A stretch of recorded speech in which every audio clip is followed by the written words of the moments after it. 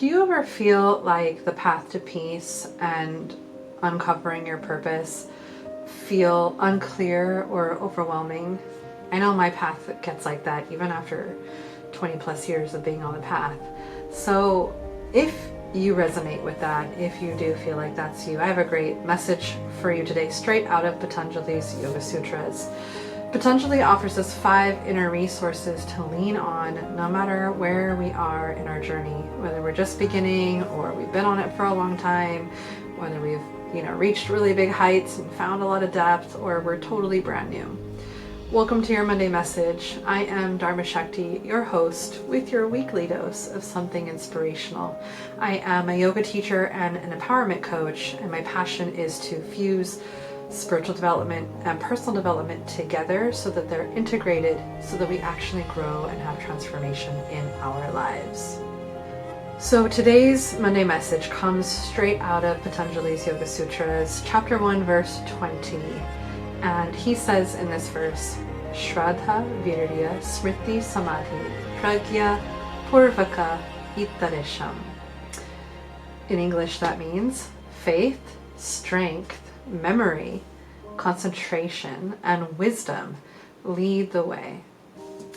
So if you're a yoga geek like I am and you have an interest in the Sanskrit, let's go over it again. You can repeat after me. Shraddha, Virya, Smriti, Samadhi, Prajna, Purvaka, itareṣāmFor.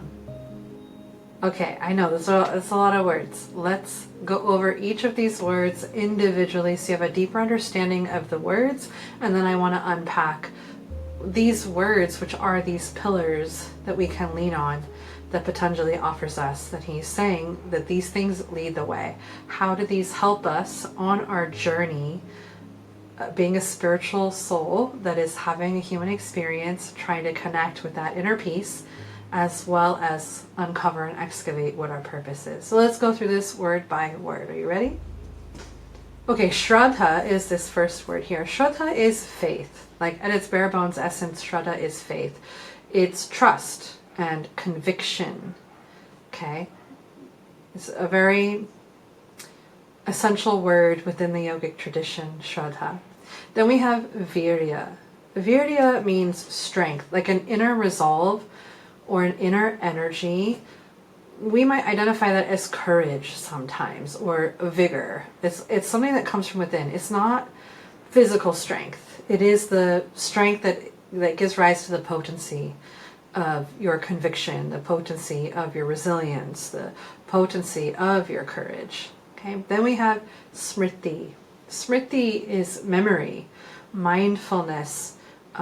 Smriti is also really important in the bhakti path, but Smriti is the ability to remember, intentionally remembering. Like we remember a lot of the bad stuff that happens to us, but Smriti is remembering the good, remembering the truth, the eternal truth of things. We'll dive into that a little bit more later. Then we have Samadhi. Samadhi is a term often used in yogic practices and yoga studios and yoga circles. Samadhi is a type of absorption in our concentration and awareness that is more meditative. It's a state that we achieve when we have been meditating on something for a long time. It can be described as a deep meditative focus. We'll talk more about that too. Prajna is wisdom and discernment. And then Purvaka means preceded by. And then we have itareṣāmFor, which means for others. So referring to those that have not yet been established in the higher or highest states. So these last two words basically mean for those of us that are not in those super awakened, enlightened Buddha states, that's super like moksha, nirvana, liberation. Those of us that are not there yet, which is most of us, these things, these pillars precede those states. Okay? I hope that makes sense. So let's dive in a little deeper. This verse that Patanjali is offering us reminds us that progress doesn't happen by accident. Progress does happen with intentionality and with effort and with action or with application. And these 5 inner forces are what support us. When we apply these 5 things, it is what allows the progress to happen. So, and especially in the face of challenges or doubt that we experience on the path, right? When we're not sure, when things feel uncertain, or when we're just not clear and we can't quite see the way. So let's unpack these concepts and just talk about how they might apply to your everyday life. Okay. Sometimes when we hear this spiritual wisdom, it's really great and it's very inspiring, but how do we directly apply it? That's my passion, is helping you all out there figure out how can I apply these ancient wisdoms to my modern day life? Like, in what way can I apply this so that I can have the transformation that yoga offers? So let's unpack that. Okay, so force number 1, or pillar number 1, that Patanjali is offering here, Shraddha. Faith really is the first step. Trust in your path, trust in your practice, and trust in something greater than yourself. Faith is really what calls you forward, even when you don't see the whole picture. Faith is your willingness to do the experiment and see what happens. Sometimes in life, when we're uncertain or we're unclear and we don't really know how it's going to turn out, this is really important where we apply faith. That we have faith in ourselves, that we have faith in a divine purpose, that we have faith in the divine, and we have faith that, we can show up and do the thing, and that there will be something that comes of it. I'm not talking about success necessarily, but nothing is done in vain, right? But that we have faith to just show up and move forward in our lives. Okay, so pillar number 2 that Patanjali offers us is Virya. Virya is, again, that inner strength, or I think in this context, that inner resolve. Okay, it is that inner resolve type energy that keeps you going, it keeps you moving. This is the inner fire and inner resilience to keep showing up. Okay, it's what allows you to continue practicing or continuing to apply yourself to your project, your goal, your dream, your aspiration. Even when it's hard, even when you hit challenges, even when you bump up against the roadblocks and the detours, Virya is what keeps you going. Okay. Pillar number 3 is Smriti. Leaning into this remembering, because memory brings you back. Not to your past where all the bad things happen, not to your past where someone broke your heart, not to the past where, all those things that we like to kind of dwell in and stew in sometimes, or be in the story of. But your memory brings you back to your intention, remembering your intention, remembering your truth, remembering what matters, remembering why you chose to walk this path, why you said yes to that goal, or why you feel called to that project. That kind of remembering, okay? This is really mindfulness in action. Remembering what you're really, really here for. Okay, this kind of remembering leads to more intentional living. And I would be remiss if I didn't give you the deeper meaning of Smriti, especially within the path of Bhakti Yoga. Smriti is remembering your connection to divinity, remembering that you are a spirit soul and that you have a direct connection to your source and your creator, that you are this eternal being, okay? And remembering that the divine has a purpose for you, that you have a divine assignment. Coming back to that remembering. Sometimes it supersedes logic, and that remembering has to happen in the heart, right? That it doesn't make logical sense, but there's a knowing in the heart that says, yes, whoever and whatever my creator is implanted within me a divine assignment, and I may not know what that is yet, but I'm remembering that is there. Or sometimes we do know what it is, and we have to remember it because we've forgotten as we've aspired towards that dream or goal, and it got hard, and we have to remember, I was meant for this, I was designed for this. Or remember that divinity brought us to this path for a reason. Okay, so that remembering is really important. Okay, then the fourth pillar that we have here is Samadhi. And I want to like really put this into context for you, because Samadhi is like an altered state of consciousness. I think like most basic entry level of Samadhi that maybe we experience, and not to like water down what Samadhi is, because there are different levels of Samadhi that we can reach and attain. So how this applies to us, and this verse that Patanjali is offering us, is Samadhi is this focus that creates connection. When you have a deep focus on something, that you are absorbed in it and nothing is breaking you from that. Right? Like you have a goal and you're so focused, like nothing is interrupting that thing that you're trying to accomplish or create or put out into the world. That is one level of Samadhi, very sort of entry level into Samadhi, where we are absorbed in the dream, when we are absorbed in the goal, when we are absorbed in the purpose or the mission or the vision. Okay, so this deep presence leads to deep alignment. It really is a deep presence. Okay, a deep focused connection that makes you very present with the thing that you are aspiring to do, or the thing that you are aspiring to heal, the thing that you are aspiring to transform and to grow. So Samadhi here is kind of like what we call being in the zone or in the flow state, where you're just like, you're so in it. There's a deep connection to it, and that deep connection comes with a deep focus and a deep concentration, that you're not easily distracted. You're really not distracted at all. It's this thing is the goal. I'm committed and I'm focused and I'm concentrated. Okay, so when we are deeply present and connected and there isn't interruption, that's really what Samadhi is. That's what gets us in that flow state, or in that zone, so to speak. So when you bring all of your awareness to this moment, you connect to the sacred within. And as I often say when I'm teaching class, becoming present shifts your presence.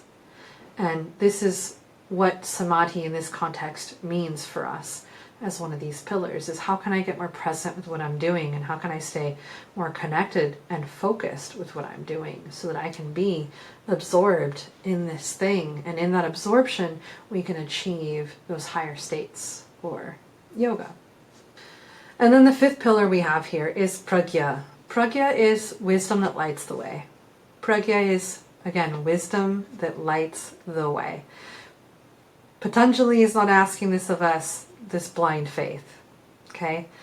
Patanjali is saying we can lean on discernment. We can lean on this ability to discern within, knowing the difference between what is fleeting and what is eternal, knowing the difference between what feels purposeful and what feels material, knowing the difference between what feels right and aligned and what feels sort of misaligned or out of balance or someone else's alignment.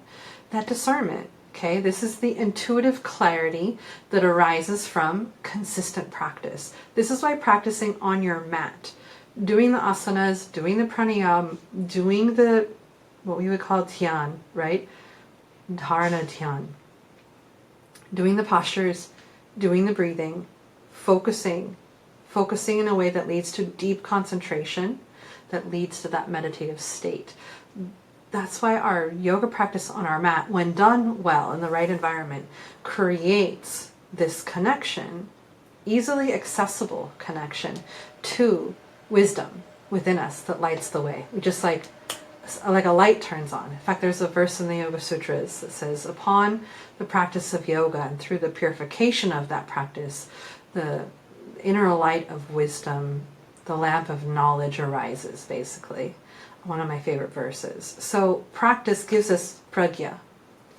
When we are doing our practice, our asana, our breathing, our pranayama, our focusing when we're on our mat, right? That dharana, that leads to that sort of meditative concentration, dhyan.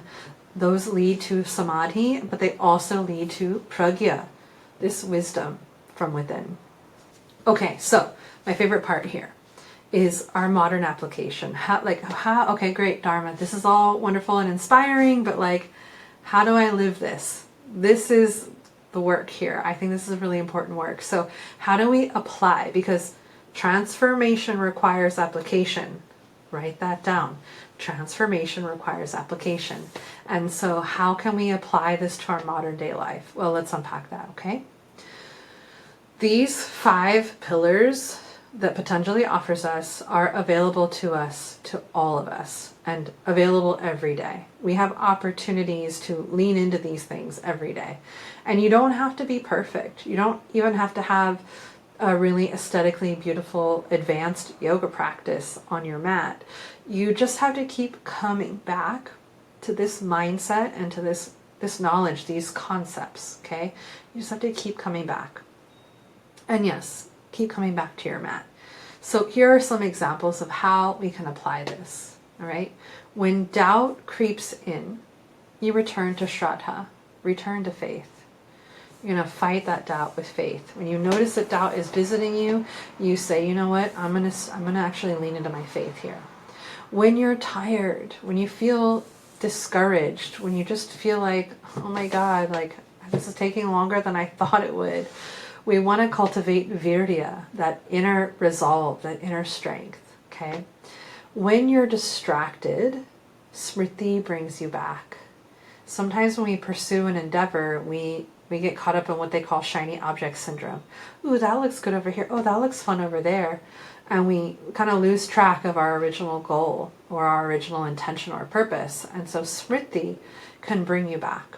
And sometimes we get distracted with our insecurity. We get distracted with, you know, the negative thinking and the limiting beliefs. But Smriti, remembering that you have a divine design, remembering that Creator has given you a divine plan, remembering that you're a part of a divine orchestration in life, remembering that you have something great to offer and that greatness is ingrained within you by design of your Creator, that remembering brings you back, okay? And then when you meditate or breathe consciously, right, when you're meditating and focusing on that breath, or you just sit to do your pranayama, you're touching Samadhi. You're sort of knocking on the door of Samadhi when you do these practices, whether it's in meditation or you just do some pranayama or it's in an asana class. You're touching the door of Samadhi, and hopefully it opens for you when you practice enough. And when you do these practices, or you do things that allow you to listen deeply within, you begin to access Prajna. When you start to really listen to the heart, when you start to listen to your inner knowing, when you start to listen to your intuition, and not so much the mental chatter, but you start to listen to that inner knowing, right? And this is really where Patanjali begins with the Yoga Sutras. If you're interested, I just wrote a blog article. You can go to the studio website to catch the article on what is yoga really. For Patanjali, yoga is about slowing down the fluctuations of the mind. When we can quiet the mind, we can start to listen deeply within and access that prajna, that inner wisdom or that inner knowing. So here is my sort of way for you to think more deeply about how you can start to apply these things to your life. Okay, so just think about this question. Which of these 5 inner pillars, faith, strength, and memory, concentration, or wisdom, am I being called to strengthen right now? Like, which one of these really are calling for my attention? Okay, and then you can dive deeper a little bit, just pondering these questions. Where in my life is faith needed most? Where in my life right now is faith needed most? And how can I amplify that faith into that moment? And then you can ask yourself, what helps me build and sustain my inner strength, that inner virya? What are the things that help me build and sustain that inner strength? And the last question here is, what practices help sharpen my memory and my focus and wisdom? What practices can I engage in, or do I engage in, that I could do more of? Sharpen my memory and my focus and my wisdom. And there's no wrong answer here. These are just questions for you to ponder and reflect on and see what truth comes from within you. This is just the opportunity to meet yourself with more awareness and compassion. So life warrior and light leaders out there in the world, I'm speaking to you, and if this message resonated with you, you can check out the deeper dive journal prompts down below. I'll put the journal prompts, the ones I just asked you and more, down in the description box below for you to check out and journal on yourself. Because I want you to explore these 5 inner strengths, or these 5 inner pillars, with more depth and more connection, and really think about them so that you can start to lean into these things. Okay, so really, in order for you to apply these concepts to your daily life, we need to self-reflect. How am I? Imagine them like levers. How am I pulling the lever here so that I can leverage this thing in my life? Okay. And then share this with someone who may need a reminder of their inner strength, that they have these 5 inner pillars to lean on in moments of challenge and overwhelm and uncertainty as they are pursuing their path, whatever that path may be. My last closing statement for you here today is that you already have everything that you need. Faith, energy, remembrance, focus, and wisdom are within you. They're just waiting to be activated. Trust the process. You got this. Don't give up on yourself. Keep going. If you liked this video, please hit the like button, share it with somebody who you think may appreciate it, and absolutely drop me a comment below and let me know your thoughts, or even just share with me which one of these is something that you know you need to work on or you'd like to work on. I'd love to hear from you and hear your thoughts. These videos are to support you in your path, whether you are a life warrior, just a yoga student on the mat, just doing your practice and trying to transform your life, and or you are a light leader in the world who is trying to really cultivate themselves so that they can lead others through the many modalities that you may be offering. So please hit the like button, share this with somebody who may need it, drop me a comment below. And if you're not subscribed already to my channel, don't forget to hit the subscribe button. All right, my friends, so much love from my heart to yours. I will see you next time. Have a beautiful and amazing week. Peace and blessings, and namaste.